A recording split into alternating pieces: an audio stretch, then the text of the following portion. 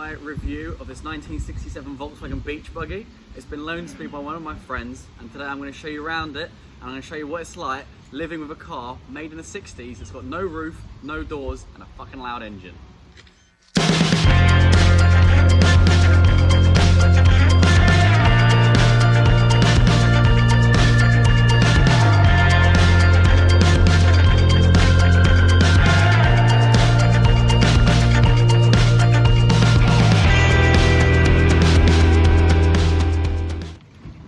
So, I'm sat in the Beach Buggy now, and as you might be able to see, there really isn't many amenities in here. It's got a completely wooden dashboard with a speedo, oil pressure gauge, and oil temperature gauge. That's pretty much it. There's a radio with 2 front speakers, and then you've got your steering wheel, handbrake, gear selector. That's it. The previous owners to this kitted it out with 2 bucket front seats and 2 cloth rear seats, so he could carry around his children in it. Now I think this is really good, because you never ever see beach buggies with 4 seats. This guy wanted to cart his children around and make sure that everyone could get enjoyment out of the beach buggy. He had a roll cage installed just for safety, and I think it really completes the look of the vehicle. As you can see, this is really a no frills vehicle. All it really has is the radio, 2 front speakers and 2 rear speakers in terms of in-car entertainment, I guess you could call it. But when you've got something like a beach buggy, you really don't need any sort of additional fun when you're inside, because all it is people looking at you and smiling and waving. One interesting part of the beach buggy is the gear selector. Now, while you might look at this and feel, wow, that looks like an automatic selector, in actual fact, it's a quick shift from Volkswagen. So what this is rather than going left and up for first, you actually go diagonally up, and that works for the rest of the 4 gears, making it sort of like an X.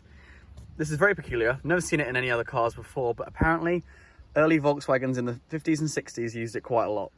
One of the strangest things about the gear stick is getting it into reverse.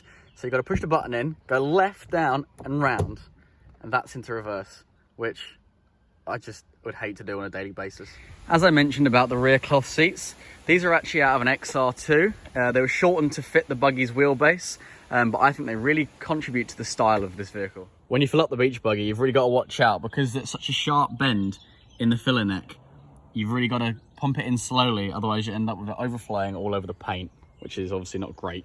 One of the best things about having these massive chrome headlights on the front is that you don't need to use your side mirrors. You can just use these to see behind you, which just looks awesome. As far as beach buggies go, I think that this is one of the more attractive ones out there. I know a lot of them, and especially the 2-seater ones, can look a lot like a frog, as the rear end is jacked up to give it a bit more of, I'm not sure what sort of vibe they're going for, but a bit more of a beach buggy vibe. I really like the chrome front bumper. I like the chrome headlights.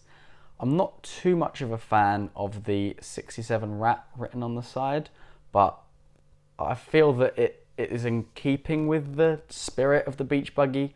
I think it would look better in a different font. Not too big of a fan of the blue side indicators. The roll bar I think looks really good. It might not be the most effective in the world, but I think it suits it.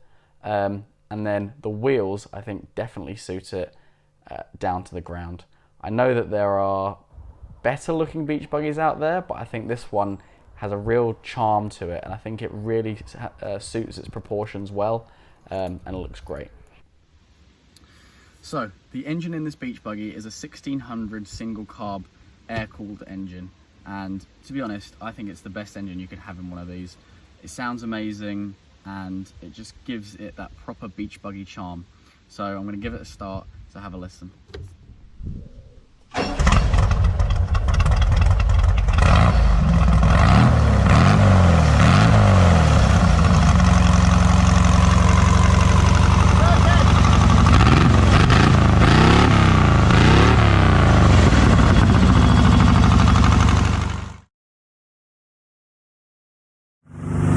So I'm out in the beach buggy now. I really hope this actually you can hear me, but it's so much fun. I've literally never seen anything like it in my life. No matter what you're driving, if it's a Ferrari, a Lambo, an expensive Merc, nothing is going to pull more heads than this. As you can probably imagine, it's not got the best ride being from the 60s, and you also can't go do your daily shopping too well, but for a weekend car, you really can't go wrong. Why would you waste your money on more expensive cars when you can get all the looks when you're driving a beach buggy?